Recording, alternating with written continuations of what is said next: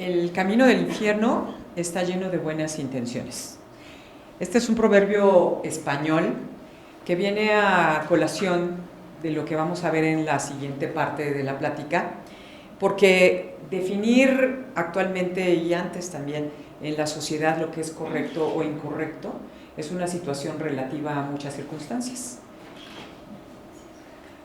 Lo ético y lo moral es alguno de los recursos que hemos implementado como seres humanos a lo largo de la historia para tratar de tomar las decisiones más adecuadas.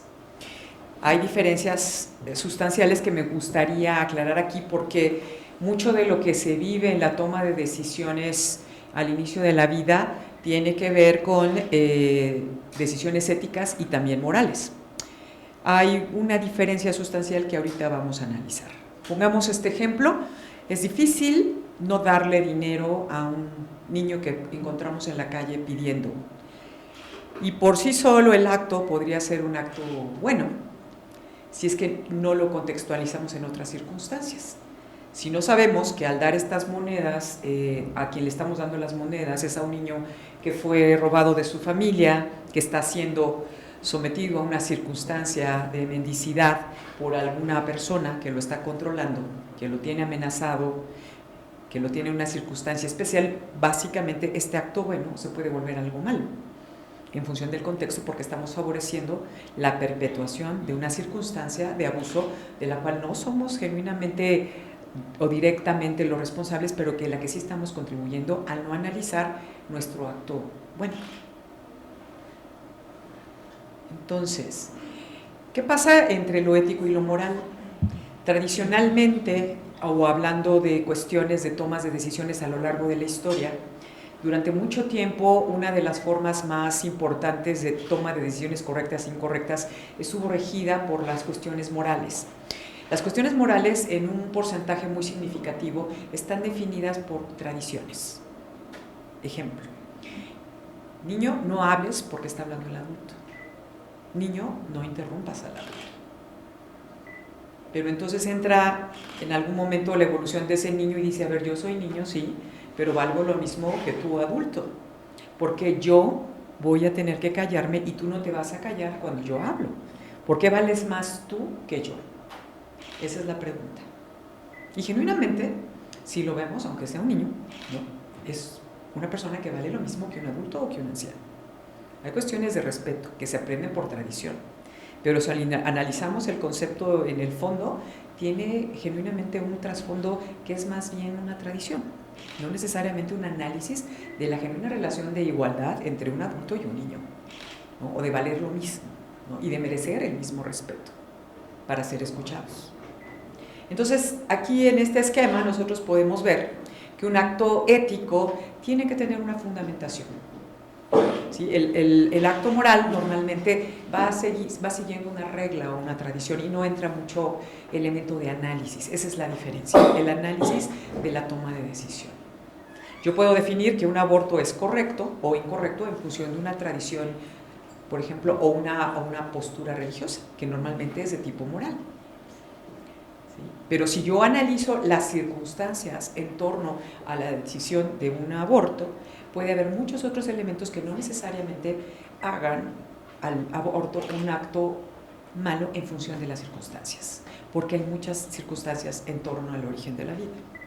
Entonces, esa fundamentación va a estar dada por el conocimiento que tenemos de todas las circunstancias, y no solo hablo de las médicas, hablo también de las sociales, de las legales, y un proceso de reflexión intermediario entre la toma de decisión. Eso es lo que hace a veces clara la diferencia entre lo moral y lo ético. El nacimiento genuinamente es un fenómeno que está influenciado por muchas situaciones. Si bien es cierto que se ha medicalizado mucho, sigue siendo un fenómeno cultural que está determinado el desenlace por muchos factores. A Kennedy le gustaba el ideograma chino que está ahí arriba, que es el ideograma de crisis, que a su vez está compuesto de otros dos ideogramas, que son el de peligro y el de oportunidad. Y genuinamente una crisis es eso, un momento de peligro, pero también de oportunidad para muchas cosas. Así es la vida, así es la muerte también. Son crisis, y en esas crisis hay oportunidades y peligros para muchas situaciones. Y genuinamente estamos ante el momento más peligroso de los seres humanos. Hoy por hoy, hablando estadísticamente, este es el momento que todos ustedes, incluida yo, ha sido el momento más peligroso de nuestra vida. Así lo señalan las estadísticas. El inicio de la vida, hablando de dilemas, hablando de conceptos que a veces se confunden o a veces marcan diferencias o posturas diferentes entre seres humanos y luego que hace muy difícil la toma de decisiones es justamente este. ¿En qué momento, ¿sí?, estamos empezando a hablar de un nuevo ser humano? Y lo digo así, ser humano. Si me complico un poco y digo persona, ¿cuándo puedo empezar a hablar de una persona? A partir de esta circunstancia. ¿Cuándo empiezan los derechos de un ser humano? ¿O cuándo empiezan los derechos de una persona?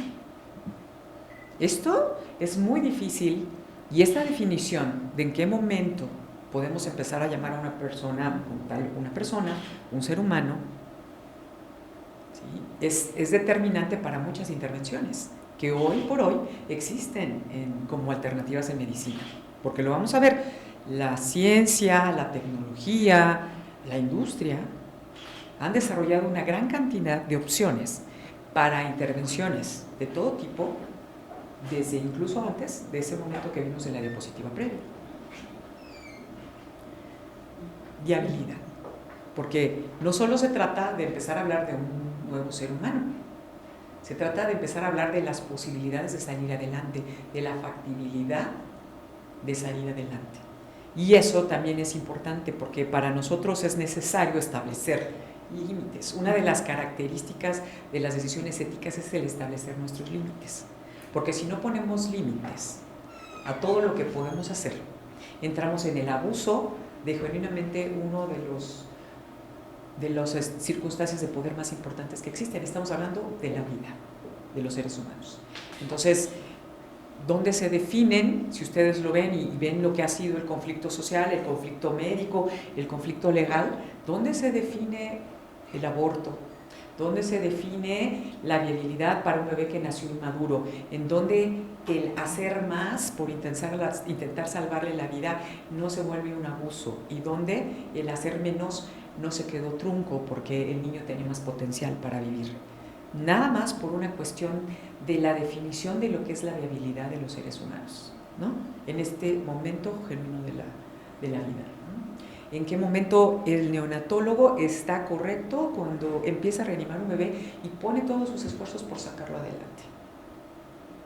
¿En qué momento puedo yo tomar una determinación para interrumpir un embarazo en beneficio de un bebé que tiene una circunstancia especial en el útero? En el que además hay que poner el balance del riesgo para la vida o para la salud de una mujer, que es la madre de ese bebé. Lamentablemente, los límites están marcados a nivel científico por pequeñas cifras. Para mí como neonatóloga, una semana adentro y una semana afuera es mucha diferencia, en términos de posibilidad de poderle ayudar a un bebé. No es lo mismo que yo reciba un bebé a las 22 semanas que lo reciba a las 23 ni a las 24. Para mí, una semana es un tiempo muy significativo. ¿Sí?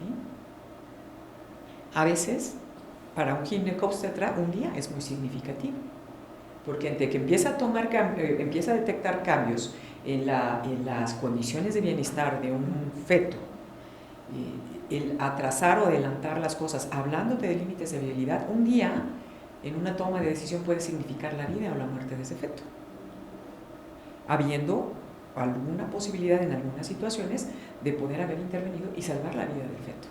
Un día, entonces puede también ser muy significativo. Y nos vamos a cosas como mucho más dramáticas, ¿no? El tamaño del embrión en sus primeros inicios o después. La definición de viabilidad a veces es 1 milímetro, 2 milímetros. Y si ustedes se van a la literatura, van a encontrar diferentes criterios en función de milímetros para definir que un bebé o que un feto es viable o no es viable.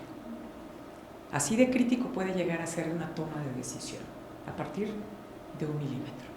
Evidentemente, no es lo único que tomamos en cuenta, y afortunadamente también, porque esto requiere de mucho más contextualización.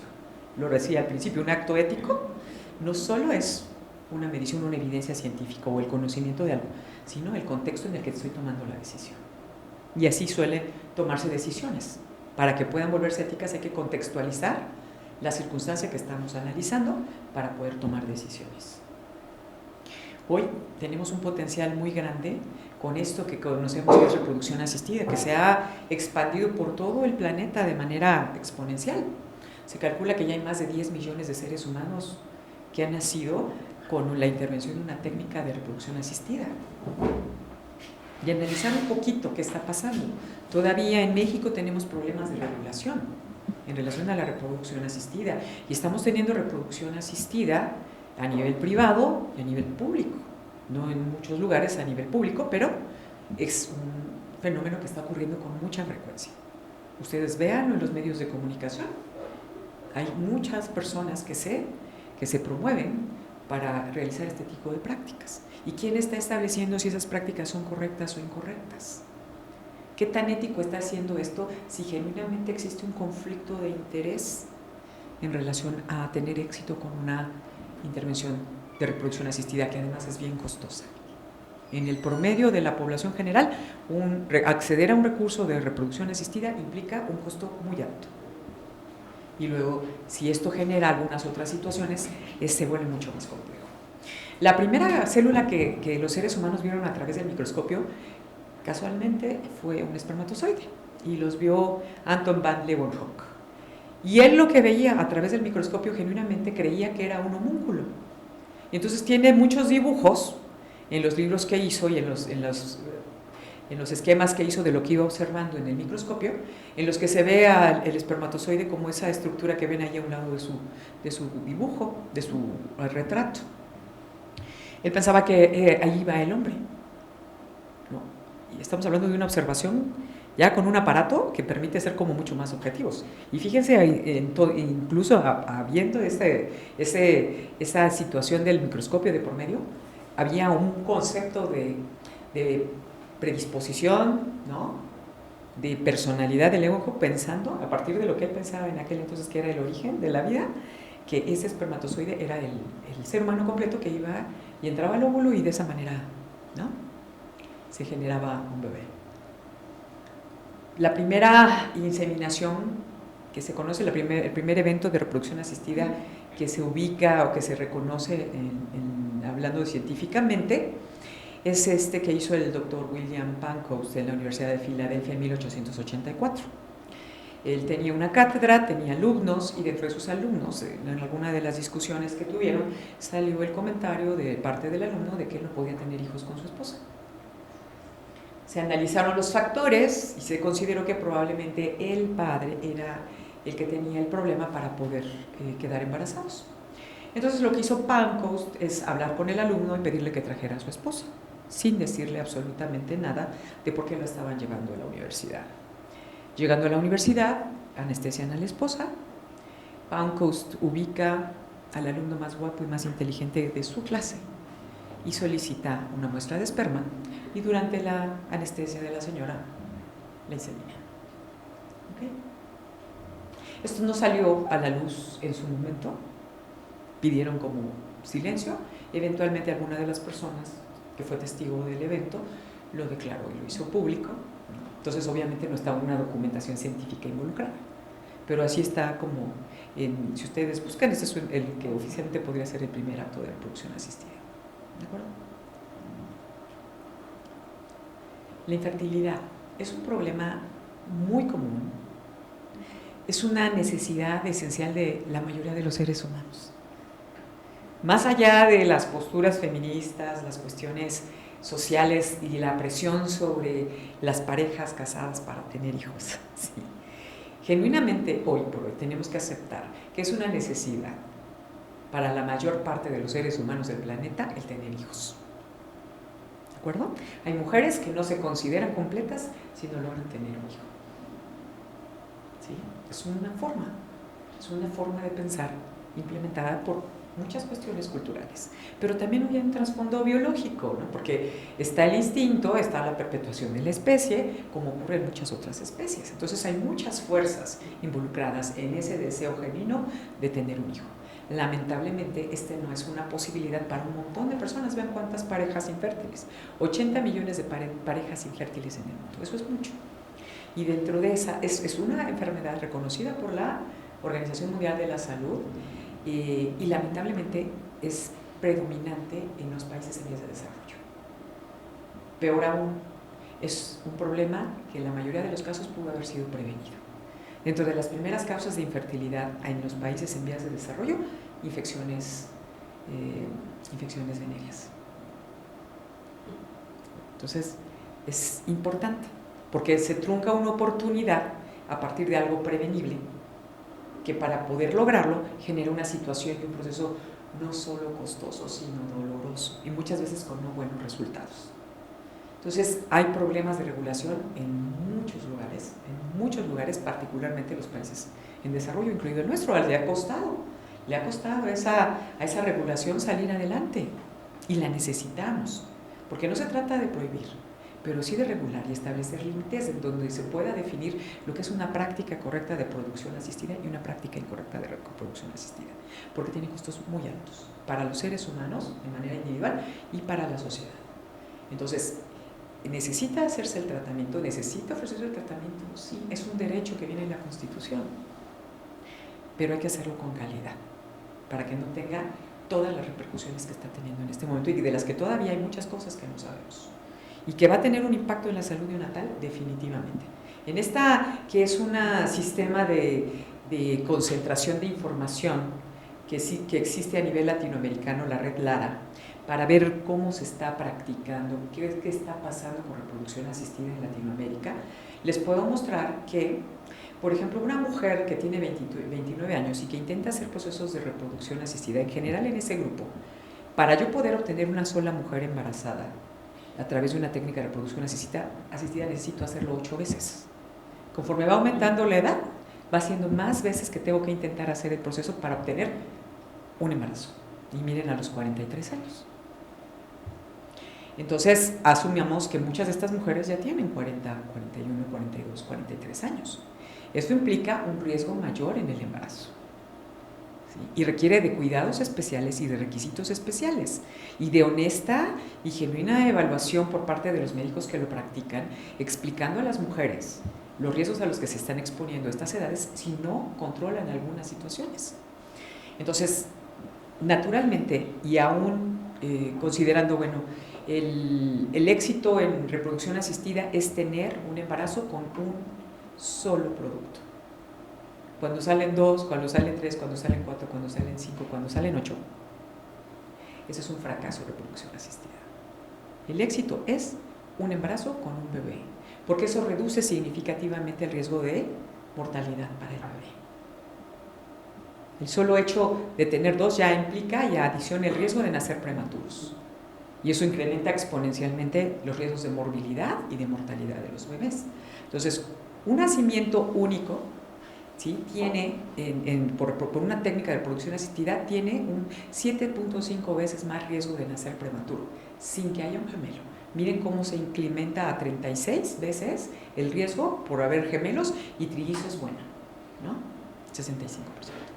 La mortalidad por reproducción asistida, un solo producto, que estamos hablando que es el criterio de éxito, vean cómo está la mortalidad perinatal, cómo se incrementa cuando son gemelos y cómo se incrementa cuando son trillizos.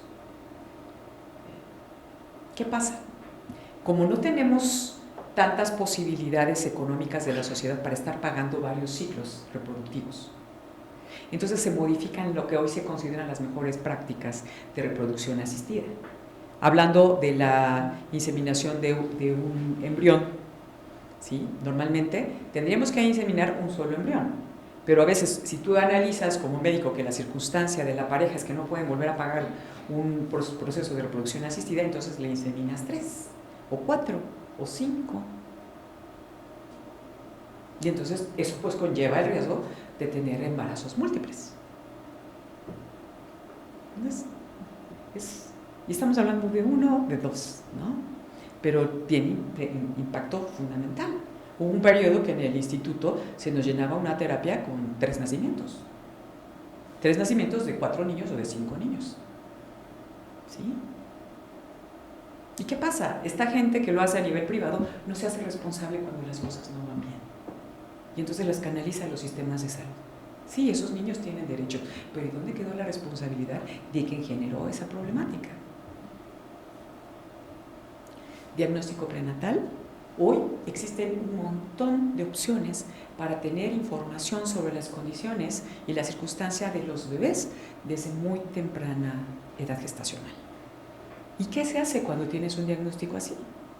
Por ejemplo, que tienes una trisomía 13 o una trisomía 18, que sabes naturalmente que al momento del nacimiento va a tener una vida breve, independientemente de lo que nosotros hagamos. Que va a vivir con un retraso mental severo, que está descrito como que ni siquiera permite la interacción entre esa persona y su familia. ¿Qué hago con esa información? ¿Qué decisión toma la familia con esa información? Ok, puedo hacer diagnósticos prenatales, pero entonces también tengo que empezar a ver qué voy a hacer con esos diagnósticos prenatales. O tener una circunstancia como la de este bebé que está aquí al lado, que tiene un problema esquelético grave y que cuando nazca, ¿sí?, va a nacer y va a tener problemas respiratorios severísimos, que va a tener una genuina calidad de vida desde el momento mismo que nazca mala, porque no le creció el tórax, porque no le permitió ese tórax que no creció el desarrollo de los pulmones. Y entonces cuando nazca, ¿qué voy a hacer? Le voy a poner un respirador artificial. Y el respirador artificial me va a dañar más los pulmones. Y entro en un círculo vicioso. Entonces, ¿dónde está o qué hago con este diagnóstico prenatal? No es nada sencillo. Ni para la pareja, ni para los padres, ni para los médicos. Porque se habla así, no, de todas las vidas valen la pena y todas hay que rescatarlas. A ver, vive la vida de ese bebé. Vive los procedimientos invasivos de ese bebé.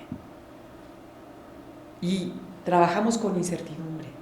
Porque aunque tenemos muchos elementos, muchas cosas, nunca los médicos vamos a tener certeza de las cosas. Nunca vamos a saber al 100% lo que va a pasar. Manejamos probabilidad. Podemos decir, lo más probable es que pase esto. Pero no deberíamos decir, lo seguro es que pase esto. No lo deberíamos decir, porque muchas veces nos vamos a morder la lengua, ¿no? Hablando de cardiopatías congénitas, es la malformación más común en el planeta. México, después de las enfermedades perinatales, tiene como segunda causa de mortalidad por abajo del año de edad a las cardiopatías congénitas. Y hoy estamos teniendo la posibilidad de hacer diagnóstico prenatal cada vez más. Entonces, bueno, ok, yo voy a hacer un tamizaje prenatal que me permite en los mejores centros, así como en el instituto, por ejemplo, tenemos una detección del 70 o quizá un poquito más por ciento de todas estas cardiopatías. No puede detectar más, es muy difícil, cuesta mucho trabajo detectar más. Ese es un muy buen desempeño. Pero ya tengo 70% de estas cardiopatías. ¿Qué voy a hacer con ella? ¿Qué voy a hacer con ella? ¿Cuántos centros están operando cardiopatías congénitas en México? Son muy poquitos. Las listas de esperas pueden ser de meses y nosotros hablamos de que para nosotros las semanas son muy importantes. Y a veces una semana o 2 semanas de espera para que le puedan hacer un espacio quirúrgico a un bebé, aunque yo lo haya diagnosticado prenatalmente, existe. Entonces, en el momento en que yo genero la habilidad para diagnosticar algo así antes del nacimiento, estoy generando la responsabilidad para poder ofrecer alternativas de manejo a una situación así. Y aún con toda la estructura bien desarrollada, tengo que plantear si a ese niño le corresponde una cirugía temprana, si ese niño solo requiere manejo médico o ese niño es un candidato temprano a cuidado paliativo. Porque tampoco lo voy a someter a terapias ominosas, onerosas, dolorosas, costosas y de mucho sufrimiento si no le puedo ofrecer genuinamente una alternativa, ¿no?, de calidad para salir adelante. Y entonces, ¿cómo lo planteamos? ¿Cómo lo hacemos? ¿Cómo hacemos que la sociedad que lo vive, la familia que lo vive, lo vaya comprendiendo? Si a veces nosotros mismos no tenemos todo en la mano para comprender lo que estamos viendo. las pruebas genéticas, desde muy temprano, incluso antes de embarazarse ahora, podemos saber muchas cosas de lo que puede pasar cuando nos embaracemos. ¿Qué hacemos con eso? Oye, tienes un riesgo del 25% de que tenga tu bebé esta enfermedad. No estás embarazada. ¿Qué vas a hacer? ¿Vas a tomar el riesgo? ¿Vas a asumir el 25 y lo que pase con el 25? Y si me toca el 25, ¿qué voy a hacer? Hay pruebas preimplantación, hay pruebas ya que está implantado el producto. Se pueden hoy tomar muestras, ¿no? En épocas muy tempranas, biopsias muy tempranas, para hacer diagnósticos importantes, pero a veces no concluyentes. Y entonces, ¿qué hago yo con un diagnóstico no concluyente de una de estas pruebas genéticas? ¿Qué le recomiendo, qué le aconsejo, qué información le doy a la familia para que tome su mejor decisión?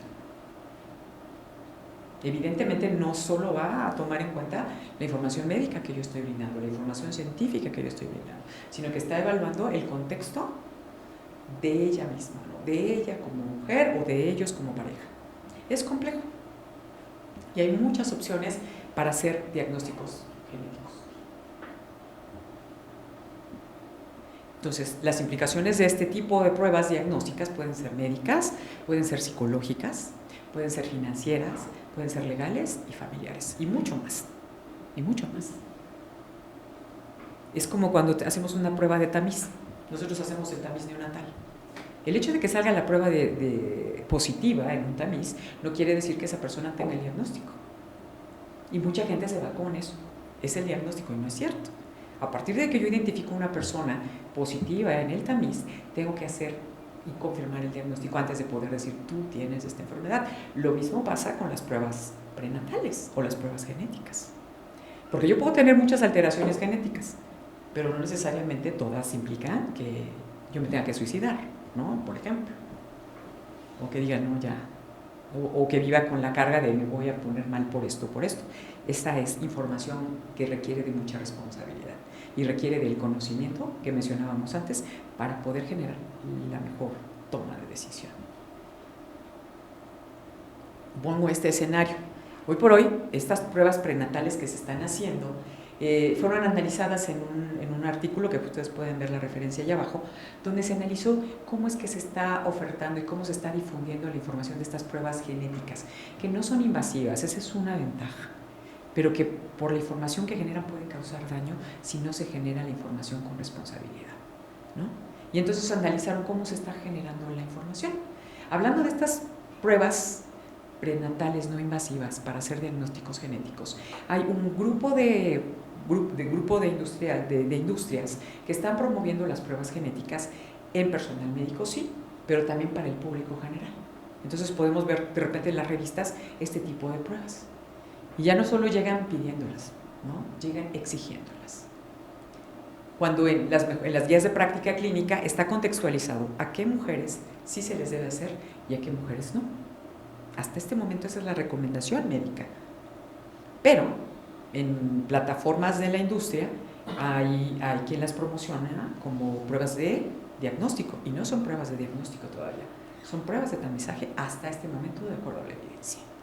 ¿Quién está haciendo que esto evolucione? ¿Los médicos? ¿Los familiares? No.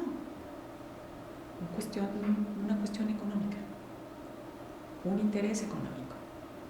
¿Y dónde estamos nosotros para poner la regulación, para poner el límite para el uso de este tipo de herramientas, que sí son útiles, pero todo por abusar acaba por dañar? Entonces, eso es importante tenerlo en cuenta. Y esto pasa con muchas circunstancias y muchas situaciones de oferta terapéutica que existen en el mundo. Hoy un papá, si le dan el diagnóstico prenatal de una cardiopatía, va, se mete al internet y encuentra que existe una cirugía para su bebé. Pero esa cirugía no se hace en México, por ejemplo, o no tenemos el equipo para hacer esa cirugía. Y entonces, esas son cosas importantes por analizar. La salud neonatal depende de muchísimos factores, como mencionaba yo al principio, pero por ejemplo, en este artículo se destacan 3 cosas que impactaron mucho la salud neonatal cuando las analizaron desde distintos puntos de vista. La depresión postparto. De repente se vuelve como habitual, ¿sabes qué?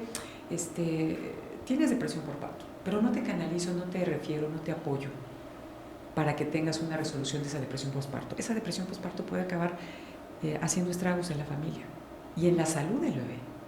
Hay relación directa entre el grado de depresión postparto y el bienestar del bebé durante sus primeros meses de vida. Tienes depresión, no te preocupes. En los países industrializados es una de las primeras causas de muerte, porque la depresión lleva al suicidio. Y entonces hay mujeres que se deprimen por esto. ¿Hasta qué punto nosotros estamos desconociendo el fenómeno en nuestro país? Eso es algo que hay que analizar. El adolescente, ¿no? Los padres adolescentes. ¿Cómo se cambia la dinámica en el que cuando llega la niña y dice, papá, mamá, estoy embarazada, ¿no? Y no sé de quién, porque pasa, ¿no? O el papá no se va a hacer responsable. ¿Cómo cambia la dinámica de la familia a partir de esto? ¿No? También impacta sobre la salud del neonato, emocional, en desarrollo. Si tiene algún problema de vulnerabilidad, si además nació prematuro, tiene algún problema de salud, las cosas se vuelven mucho más graves exponencialmente. Y la lactancia es otro. El principal factor que se ha analizado para la reducción de lactancia en muchas de estas empresas que analizan todas las propuestas para el desarrollo de fórmulas es la madre trabajadora. Y entonces, ¿qué tenemos que hacer? ¿Evitar que las madres trabajen cuando están lactando? ¿Qué tenemos que hacer para que siga la lactancia hasta el periodo recomendado por la Organización Mundial de la Salud? ¿Cómo le hacemos?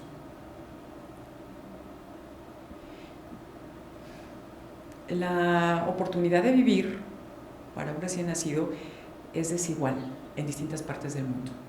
La mayor parte, cerca del 90% de la mortalidad neonatal, ocurre en solo 10 países en el planeta. Estamos hablando en concreto de los países asiáticos como los más importantes en términos de mortalidad neonatal. Y entonces aquí, ¿qué significa esto? Sin mucho análisis, que dependiendo del sitio donde nazco es mi oportunidad de vivir. Si nazco en Europa, tengo muchas veces más probabilidad de vivir que si nazco en la India, o si nazco en Pakistán, o si nazco en Nepal. Y esto habla de que esto no es un problema médico exclusivo, porque la mayor parte de los niños se mueren por cosas que son prevenibles, como un uso oportuno de antibióticos, un apoyo respiratorio adecuado, lactancia materna. Son básicas, no son costosas, y sin embargo, está perdida esa oportunidad de vida en un centro muy específico del planeta. En México, si nosotros viéramos esto en el mapa de México, nosotros también tenemos sitios donde se mueren igual que se mueren en África o igual que se mueren en Asia. ¿Y dónde están esos sitios? En las zonas indígenas. Hay comunidades de indígenas que tienen mortalidad tan alta como la asiática. Y obviamente también tenemos lugares donde tienen mortalidad tan baja como los países desarrollados. Eso es injusticia. Es porque no hay oportunidad auténtica para todos para tener la misma oportunidad de vivir. Y habla mucho de los factores políticos, económicos, sociales que están involucrados en los resultados perinatales. Cuando un niño entra a la terapia intensiva, hablando por ejemplo de un prematuro extremo, en 2 semanas puede ser sometido a 400 procedimientos dolorosos, que además sí les duele, y les duele más que le duele a un adulto, porque todavía no tienen sus mecanismos de inhibición del dolor internos desarrollados. Entonces les duele mucho más que lo que nos duele a nosotros, el mismo procedimiento. Entonces, entrar a la terapia intensiva, si se trata de salvar la vida y si hay una genuina oportunidad de vivir, probablemente para la mayoría de los seres humanos vale la pena. Pero si yo no tengo esa genuina oportunidad, ¿no? Y no hay una genuina oportunidad y recursos para poder salvar la vida, someter a un niño a esta circunstancia de separación de la madre, de separación del padre, de separación de la familia, de que muchas veces mueren en el anonimato y nadie los conoce, y se mueren en el hospital porque nadie los pudo conocer a su familia. ¿Dónde cabe la justificación para hacer algo así? ¿No? Yo tengo que tener sensatamente y prudentemente un claro que puedo ofrecer algo sustancioso para que el niño pueda salir adelante y con calidad de vida. Con calidad de vida. Entonces hay formas de salir de la usina, hay 3 formas de salir de la usina. Salir y vivir sano, salir y vivir con secuelas, o salir muerto. Se calcula que alrededor del mundo tenemos más de 120 millones de procedimientos dolorosos en las terapias intensivas neonatales. ¿Sí? Tiene que haber una justificación, porque si no la hay, esto no está bien. Y entonces tenemos que encontrar el equilibrio para la toma de decisiones. ¿Y cómo le hacemos? ¿No? Es multicircunstancial. Hay muchas cosas involucradas en la toma de decisiones. Y no solo son las médicas. Son las familiares, las sociales, las económicas, las políticas. Hay mucho en la toma de decisiones en relación a esto. ¿Cómo encontramos el punto exacto? ¿Cómo tomamos una decisión éticamente correcta? ¿Cómo le hacemos? Cuidado paliativo. Es más fácil pensar en el cuidado paliativo cuando estamos hablando de un anciano o de un paciente con una enfermedad terminal. Sin embargo, es un hecho que dentro de la población neonatal vamos a tener pacientes que no van a tener opción para salir adelante a largo plazo.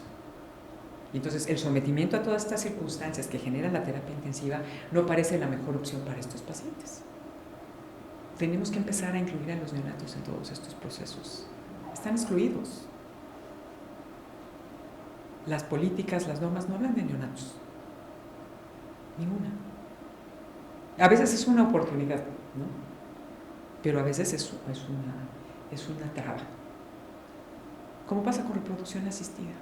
Son cosas que tendrían que estar reguladas, en las que tendría que estar contemplado el recién nacido, el feto, y el respeto que merece la vida independientemente de si es un ser humano o no es un ser humano, porque toda la vida merece respeto, ¿no? De alguna manera, lo cual no significa que no tengamos que aceptar que haya quien no pueda seguir luchando y que a quien tengamos que respetarle un proceso natural de enfermedad en la mejor condición para ofrecer una calidad de vida digna hasta el último día.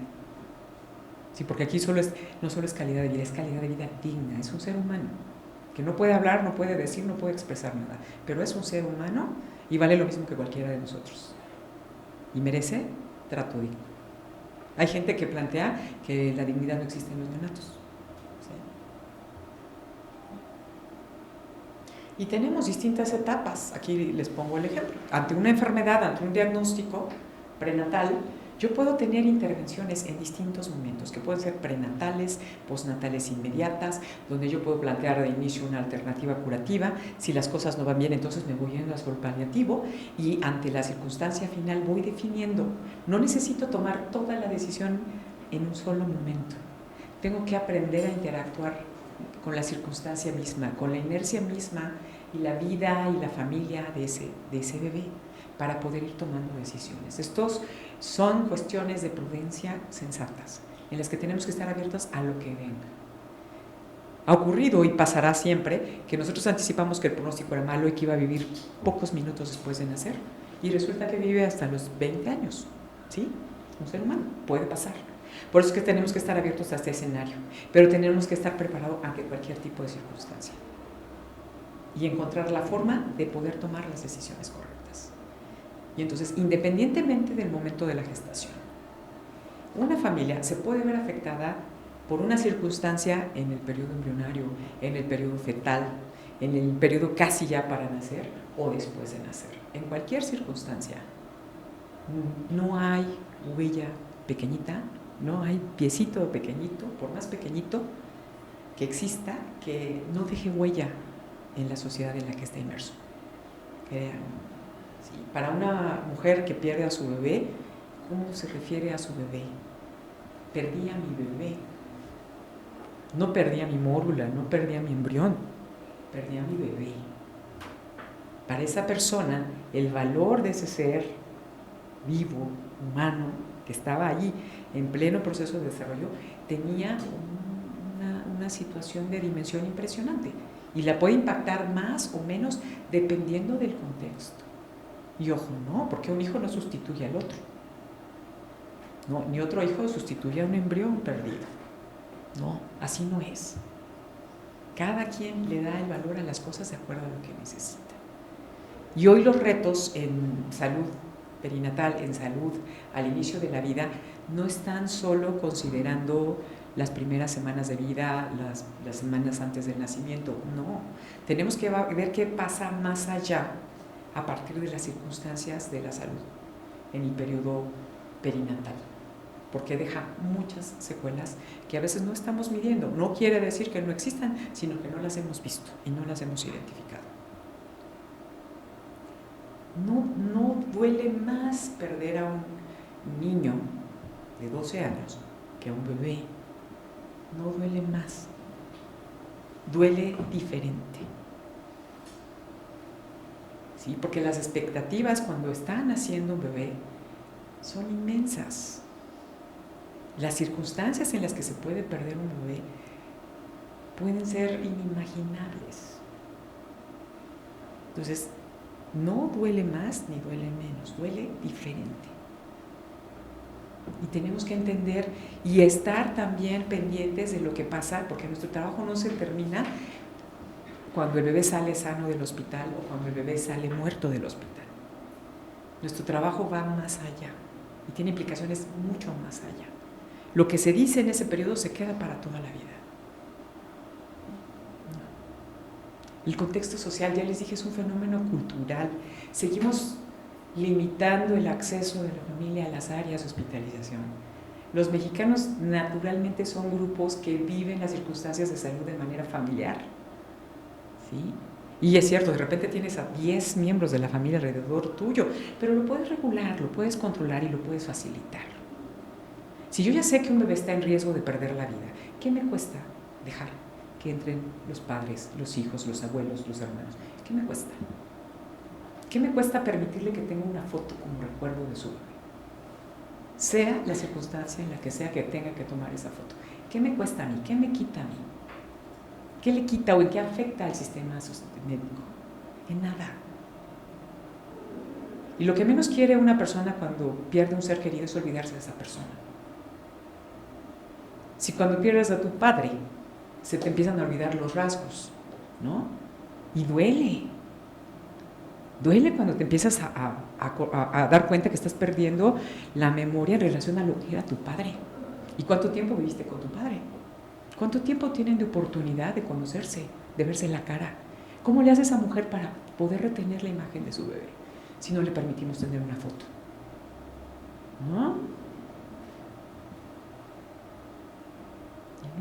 Ya les decía yo, no solo es lo que pasa en ese momento, sino el más allá.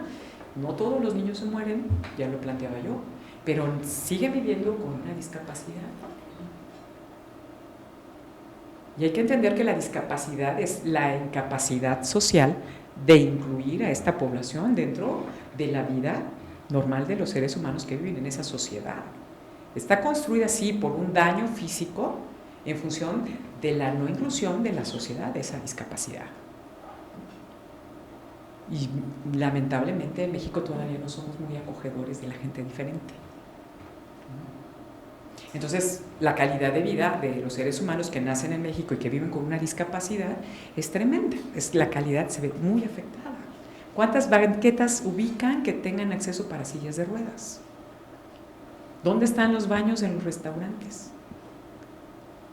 ¿Cuánta gente se sube al elevador en el centro comercial y se brinca a la persona que está con la silla de ruedas intentando entrar al elevador, que es su única opción para cambiar de nivel? ¿Cuántos espacios para discapacitados están ocupados en los centros comerciales auténticamente ocupados por personas con alguna discapacidad? Y de verdad que es terrible, ¿eh? Para una persona pasar media hora intentando entrar a un elevador donde nadie le da el paso, cuando es el que tiene el derecho, ¿no? Esto es parte de lo que hay que analizar. No por ello, no porque somos incapaces de acogerlos socialmente, ellos no tienen derecho a vivir.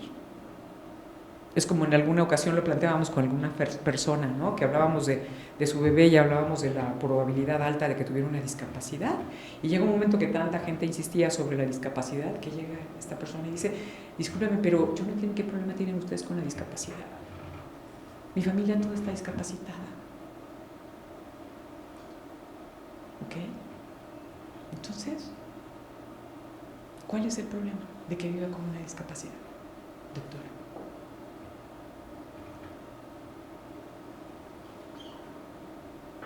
Y luego, las palabras que utilizamos, el lenguaje que utilizamos, la falta de comunicación, la falta de habilidades para comunicación, el poner poco interés en desarrollar nuestras habilidades de comunicación es falta de ética, porque cada palabra que utilizamos puede causar un daño.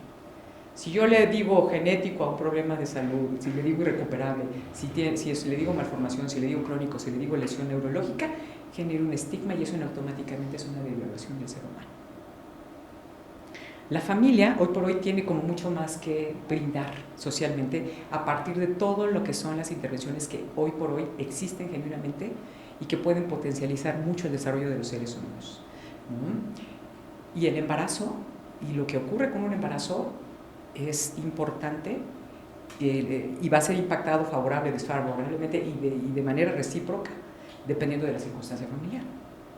El detalle es que ya las familias, o bueno, más bien las familias nunca han sido todas así como pensamos, mamá, papá y hijo e hija, ¿no? Porque es la parejita.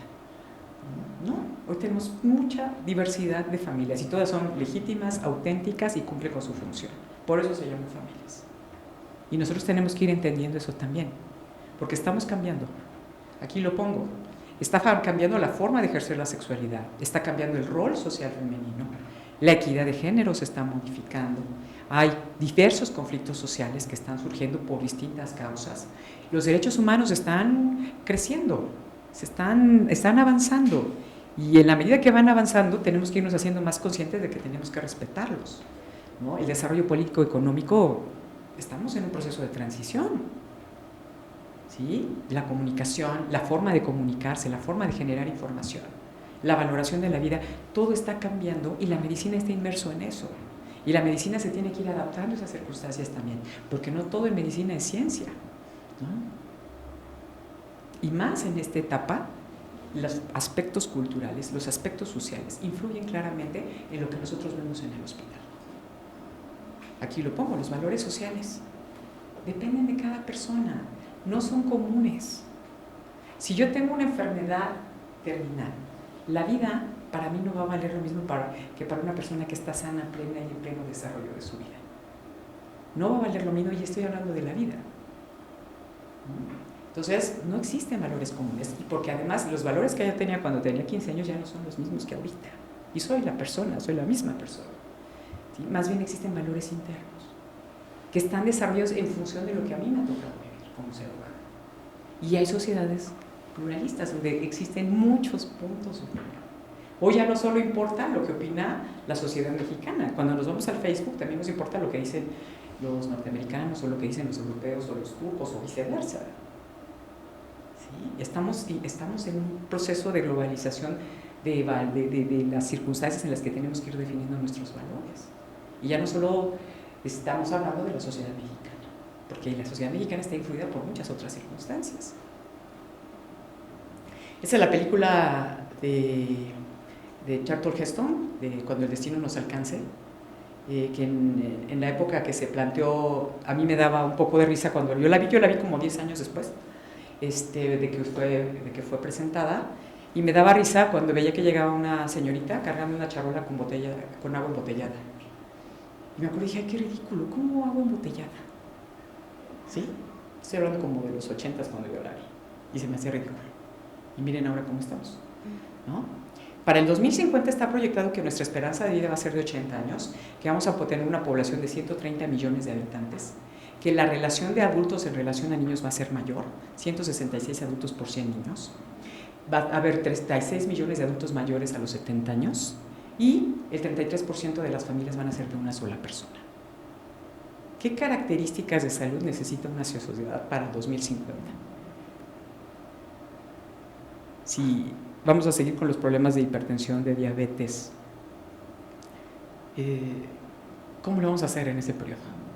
¿No? En todo esto tiene impacto la salud perinatal. ¿Sí? Porque la lactancia materna, una intervención como la lactancia materna, puede reducir el riesgo de este tipo de enfermedades de manera sustancial. Es un determinante de la longevidad.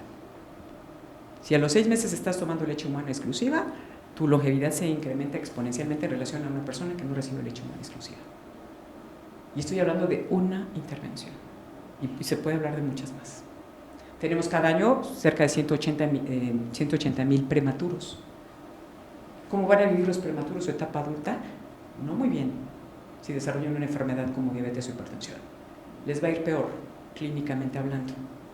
Van a sufrir más por el antecedente de haber nacido prematuros. Y cada año se adicionan 180,000 más, 180,000 más, 180,000 más. Entonces, la realidad es esta. La sociedad y sus necesidades cambian mucho más rápido. La ciencia y la tecnología también van súper rápido. Y la bioética y la legislación nos rebasa. Es natural. Yo creo que es inevitable, pero que no nos rebase tanto.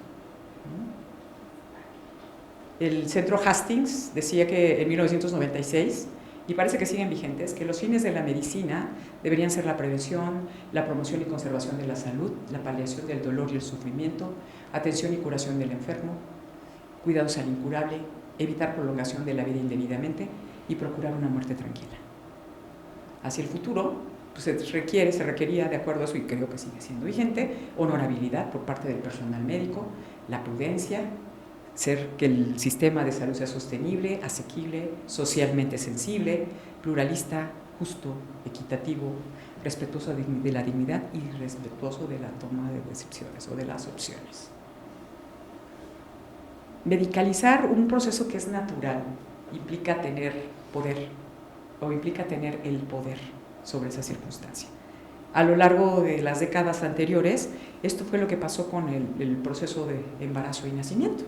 Tenemos que ir tratando de dejar nuevamente en manos de quien es responsable directamente esta situación y solo intervenir cuando genuinamente valga la pena. Y esa es la realidad.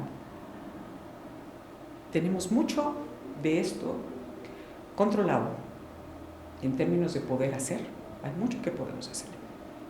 ¿Qué tanto puede ser bueno, qué tanto puede ser malo? Yo creo que todavía no tenemos toda la dimensión de esta circunstancia. Se ratifica, como se ratifica para otras poblaciones de mayor edad, que tenemos que seguir vigilantes de la dignidad, de la autonomía, de la beneficencia, de la justicia, de la confidencialidad, de la vulnerabilidad, de la futilidad, de la no maleficencia, de la equidad y todos los otros principios y valores valen para esta población vulnerable. Esta es una definición de capital humano. Es el recurso de competencias, conocimiento, atributos personales y sociales, creatividad, habilidades para el trabajo y para producir valor económico. Pues, si un país quiere invertir, ese es uno de los mejores recursos en los cuales invertir, el potencial humano. Porque se ha visto que a mayor capital humano, mayor riqueza de un país. Y entre más rico es el país, mejor es el aprovechamiento del recurso. Si queremos hablar desde el punto de vista utilitarista de lo que somos los seres humanos, conviene invertir en los seres humanos. Y la salud perinatal es determinante, fundamental de ese capital humano. Aunque en épocas próximas está contemplado que va a reducirse la cuestión de mortalidad y morbilidad, eso no quiere decir que no debamos de seguir invirtiendo en esta población, porque es determinante del futuro de la sociedad, de manera directa, clara y contundente. Entonces, no se puede evaluar como una prioridad en función de mortalidad y morbilidad la salud perinatal, porque su alcance es mucho más allá que el de otras etapas de la vida. Y entonces, la salud perinatal va a tener impacto en la infancia, en la adolescencia, en la salud reproductiva, en la vida adulta, en la salud transgeneracional, en la vejez, en la sociedad. ¿Sí? Eso está visto. Y hay que seguirle prestando atención, pase lo que pase, hacia el futuro. Ya nada más les dejo esta reflexión. No es suficiente hacer las cosas bien, sino que hay que hacer lo correcto, porque podemos estar haciendo muy bien lo que no deberíamos estar haciendo. Les agradezco mucho su atención.